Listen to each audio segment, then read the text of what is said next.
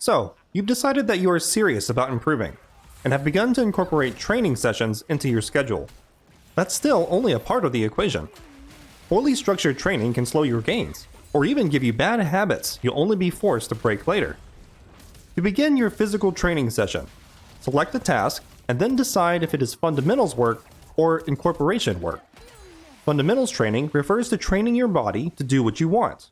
In ball sports, this would be things like shooting, dribbling, throwing, etc. For video games, this is your motor control. Actions you institute via mouse clicks, keyboard shortcuts, joystick movements, things of this sort. When thinking of training, you probably had this type in mind. As a result, it's very easy to become deluded that your fundamentals are fine and don't need attention. But unless your game of choice is purely turn-based with no real-time requirement, you can't ignore this type of work. Incorporation training involves taking your mechanics and putting them into scenarios that mirror the use setting, to hone your instincts and ensure that you are executing in the moment. Being able to throw from home plate to second base is simple. But can you do it from the catching position, with the batter in the box, after a pitch is thrown, with the runner on the way, and hit the fielder's glove in the optimum tagging location? That's the scenario you will face during a contest, so you need to train that scenario. Not just throwing to the base. How many times will this scenario occur during a game? Unless it's a task you will be doing constantly, you'll never get enough reps to actualize meaningful improvements. You can't rely on just playing the game to improve this aspect of your skill. Though to be fair, even if the task is something you do a lot, like say, last-hitting creeps in a MOBA, you will still benefit from spending some time training outside a competitive setting, enabling you to focus entirely on the task itself. Once you are in the session, ensure that every moment spent is done with purpose towards improving the task you have set. Whatever it is, start by executing the motion slowly. And by slowly, I mean fucking slow. Your primary goal is to be accurate. No wasted motions, no overcorrections. Just point A to point B. Have you seen a master of a martial art training? Each movement, each thought is deliberate. Slow is good. Slow requires balance and accuracy.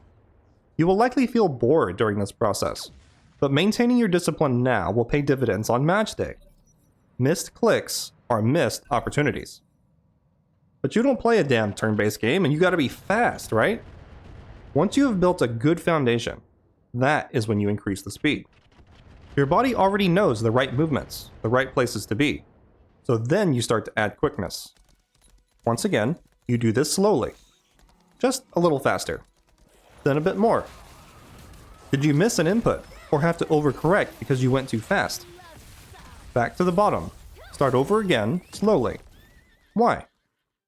This method will help to prevent you from developing bad habits that are covered up by going fast. Fast, good habits are the goal, not fast, good enough habits. You can probably spin around on one foot quickly without falling down, but without dedicated training, you will end up in the same standing position each time. If you instead practiced it slowly, you would spend lots of time off balance and falling early on, but the end result would be smooth, repeatable, and precise. That is what you want.